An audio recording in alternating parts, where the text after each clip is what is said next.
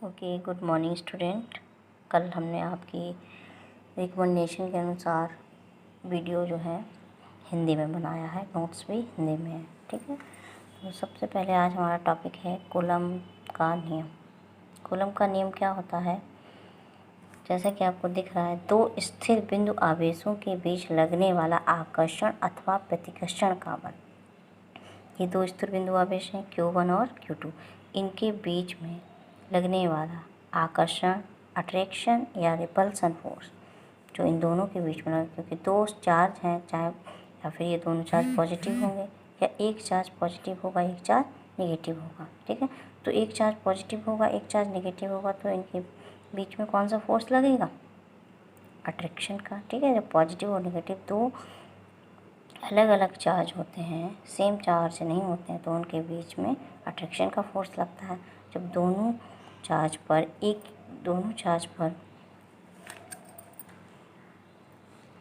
ही जैसा चार्ज होगा, मीन्स या फिर पॉजिटिव, दोनों में पॉजिटिव या दोनों में नेगेटिव, तो इन दोनों के बीच में कौन सा फोर्स वर्क करेगा? Repulsive force.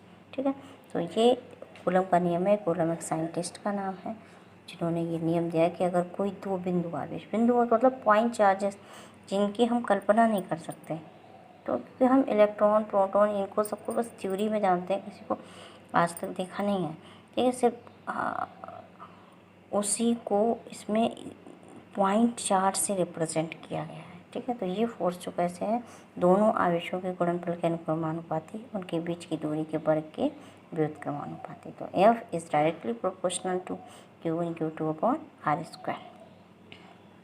ठीक है, FM यहाँ लिखा है हमने। FM का मतलब है कि जो फोर्स है इन दोनों के बीच में जो माध्यम है उसको रिप्रेजेंट करता है, मीडियम को। ठीक है, FM।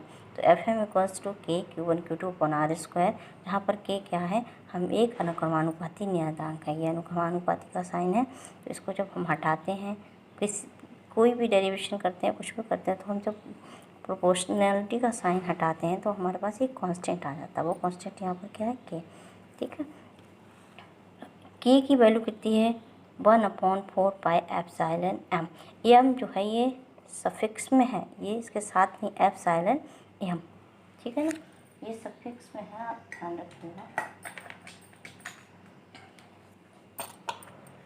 इस तरीके से है एप्सिलॉन और यहाँ छोटा सा M। ठीक है, इस तरीके एप्सिलॉन M ये सफिक्स में है। तो जहाँ ये हो गया पूरा आपको। K की जो स्टैंडर्ड वैल्यू है, यानी कि 1/4 पाई एप्सिलॉन, ये एप्सिलॉन M लिखा है यहाँ पर। ये कहाँ किसकी एप्सिलॉन क्या है? यहाँ पे एक विद्युतशीलता है। अभी इसके आगे बारे में आगे डिस्कशन करेंगे। तो K equal to 4 pi epsilon naught equals to 9 × 10⁹ ये इसकी वैल्यू होती है। अब हम लोग एप्सिलॉन M, ठीक, इसको कहते हैं माध्यम की विद्युतशीलता। ठीक है, एप्सिलॉन M हम हमेशा बोलते जा रहे हैं, ये सब सफिक्स में है, यानी कि स्मॉल में लिखा जाएगा। उसके बाद ये एप्सिलॉन नॉट, ये है निर्वात की विद्युतशीलता। एप्सिलॉन नॉट को रिप्रेजेंट किया गया है, तो वो फ्री स्पेस के लिए रिप्रेजेंट किया गया है। अब हम बता दें कि विद्युतशीलता होता क्या है। विद्युतशीलता को, जिन बच्चों को थोड़ा बहुत इंग्लिश में इंटरेस्ट है, वो परमिटिविटी कहते हैं। ठीक है, परमिटिविटी से देखो आप लोगों को ज़्यादा समझ है। परमिट का मतलब होता है परमिट करना, किसी चीज़ को परमिट करना।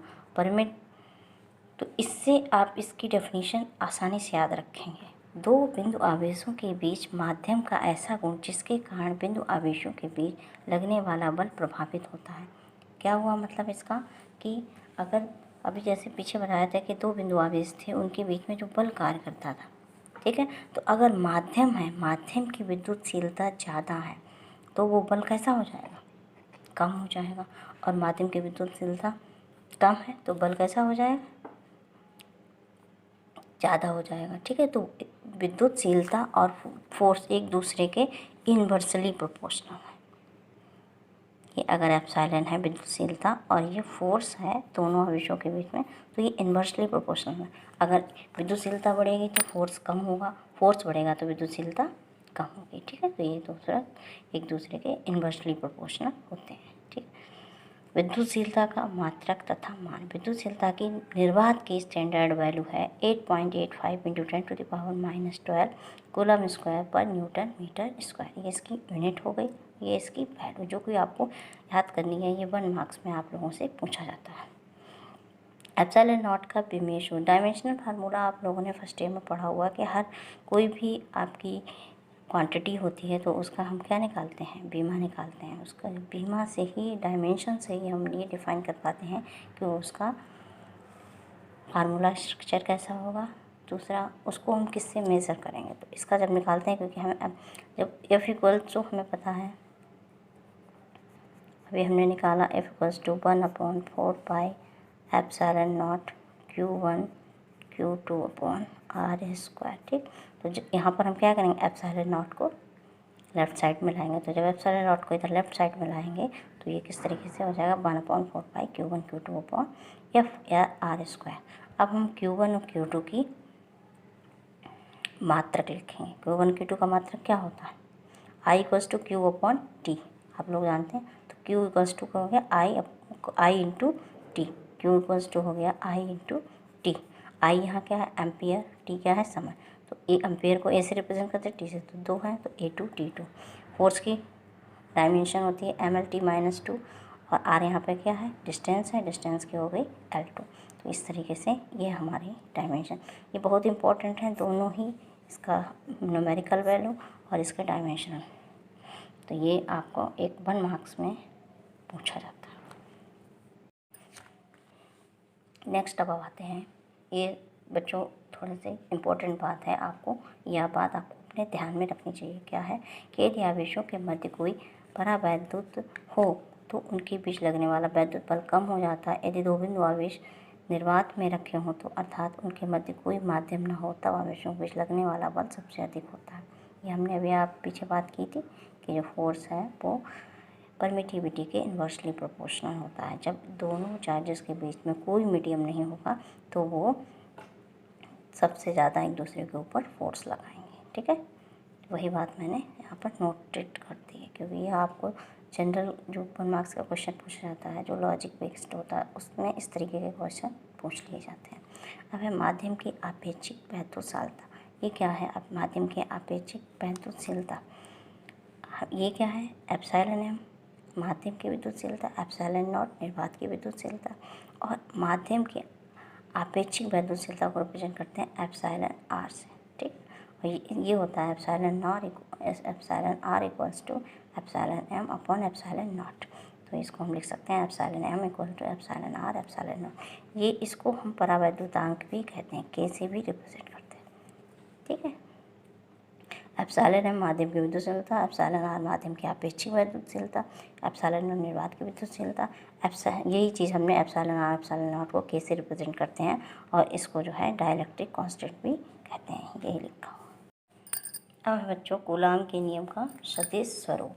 ठीक है, कि वेक्टर रिप्रेजेंटेशन कूलॉम के नियम का किस तरीके से करते हैं। तो मैंने यहाँ पर दिखाया है, 2 चार्जेस हैं Q1 और Q2, इनके बीच में फोर्स लग रहा है। कौन सा फोर्स लगेगा, कूलम फोर्स लगेगा।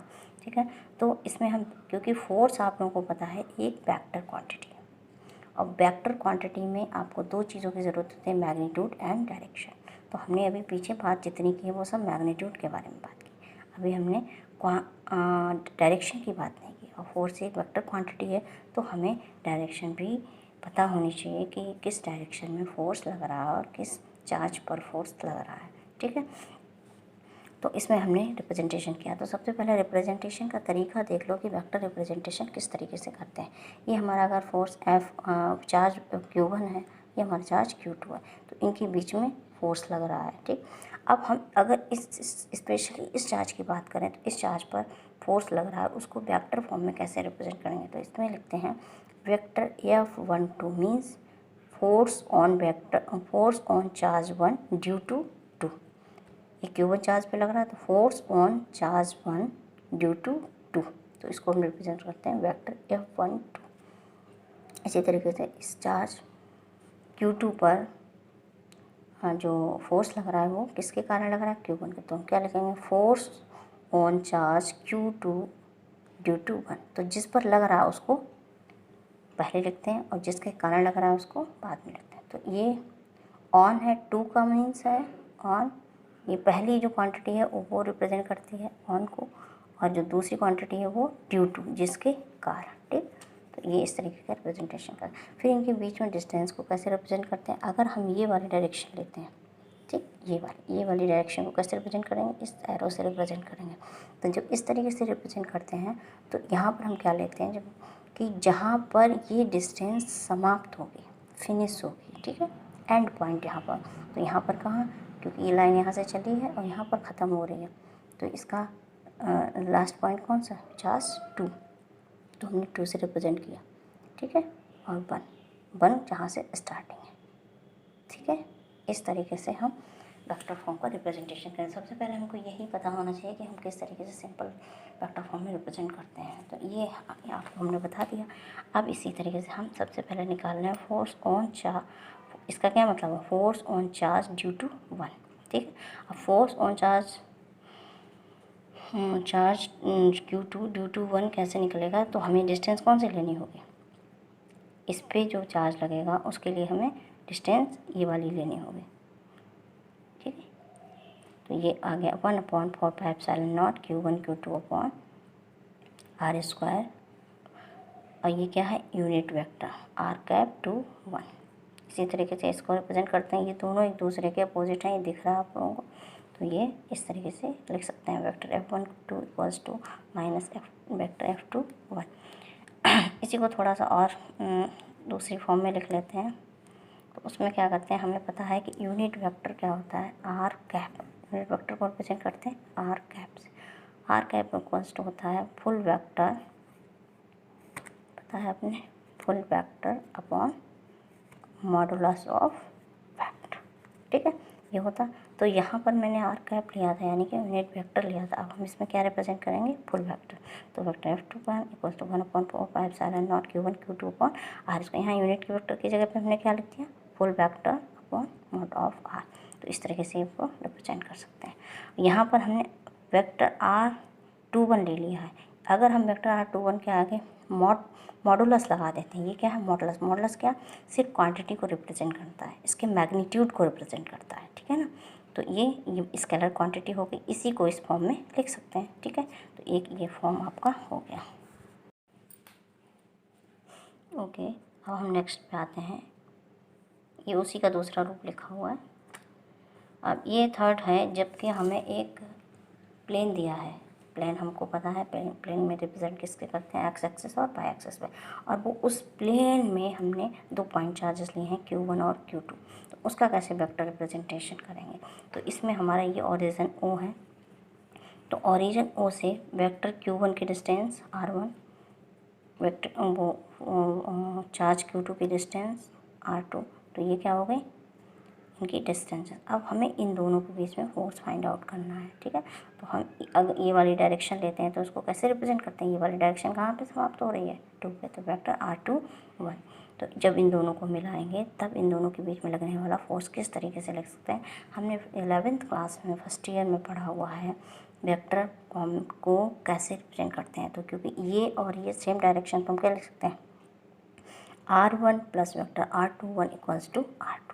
यही एडिशन का रूल होता है वेक्टर में, अगर को हमारे पास 3 वेक्टर हैं तो उनको एडिशन का रूल होता है इसी तरीके से कि जो सेम डायरेक्शन होती हैं उनको हम ऐड करते हैं, दूसरे को उसके इक्वल कर देते हैं। तो ये हमने लिखा है, इसी को इस फॉर्म में हो गया। फिर इसको वो जो ऊपर फॉर्म लिखी है उसमें हमने R12 को, क्योंकि हमारे यहाँ गिवन क्वांटिटी क्या है, R1 R2 charge Q1 Q2, ठीक है, ये गिवन क्वांटिटी मेरी नहीं है तो हम इसमें रिप्रेजेंट नहीं कर सकते, तो हमने R21 की जगह ये रिप्रेजेंट किया, ठीक है। अब सबसे लास्ट है हमारा अध्यारोपण का सिद्धांत। अध्यारोपण का सिद्धांत क्या होता है कि यदि किसी निकाय में अनेक आवेश हों तो उनमें से किसी एक आवेश पर बल अन्य आवेशों के कारण अलग अलग बलों के वेक्टर योग के बराबर होता है।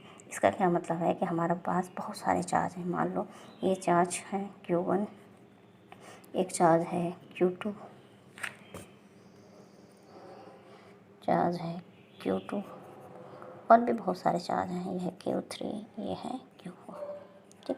अब क्या करना है हमें इस चार्ज पर, यानी कि जो मैंने Q1 लिया है इस चार्ज पर और सभी चार्जेस की वजह से कितना फोर्स लगेगा वो कैसे फाइंड आउट करना है। तो इसके लिए बताएगा कि उसके उस एक आवेश पर बल अन्य आवेशों के कारण अलग अलग बलों के वेक्टर योग के बराबर होता है। तो इसमें इस लाइन को आप ज्वाइन करेंगे Q1 Q3 Q1 Q2 और Q1 Q4, ठीक है। इनको जोड़ देंगे और फिर इन दोनों के बीच में लगने वाला फोर्स प्लस इन दोनों के बीच में लगने वाला फोर्स प्लस इन दोनों के बीच में लगने वाला फोर्स, इस तरीके से ये सुपरपोजिशन प्रिंसिपल है। आज हम क्लास अपनी यहीं पर समाप्त करते हैं। इसके बाद कुछ न्यूमेरिकल हैं जिनके पास NCERT की बुक है वो लोग उससे कूलम्ब्स लॉ पे हैं। आपके NCERT के क्वेश्चन नंबर 1 से लेकर 8 तक जो है वो इसी पे बेस्ड है, कूलम्ब्स लॉ पे। ये आपको बहुत इंपॉर्टेंट टॉपिक है। इसमें अगर आपको कूलम्ब्स लॉ पूछा जाता तो ठीक है, वरना इससे रिलेटेड एक न्यूमेरिकल तो जरूर आएगा, ठीक है। तो इसमें जो है आप लोग NCERT बुक, अभी मैं एक फ़ोटो खींच के इसमें डाल, ये देखिए कूलम्ब्स लॉ के न्यूमेरिकल है। जिनके पास टेक्स्ट बुक है उनकी तो कोई बात नहीं, जिनके पास टेक्स्ट बुक नहीं है, ठीक है, तो उनके लिए मैं एक फ़ोटो खींच के आपके पास भेज दूँगी। ये सारे क्वेश्चन सिंपल हैं और आपके कूलम्ब्स लॉ से रिलेटेड है। Coulomb's law, principle of superposition, तो ये 8 ही तक अभी आप हो पाएंगे क्योंकि अभी चैप्टर हमारा बहुत बाकी है। NCERT की बुक का ही हम फॉलो कर रहे हैं, तो अभी हम वो चैप्टर हमारा कंटिन्यू रहेगा। तब तक आपको 1 से लेकर 8 तक क्वेश्चन करने हैं। जो नहीं आए आपको वो आप हमें इन्फॉर्म कर दें, हम मंडे को इन्हीं क्वेश्चंस का डिस्कशन करेंगे। ओके।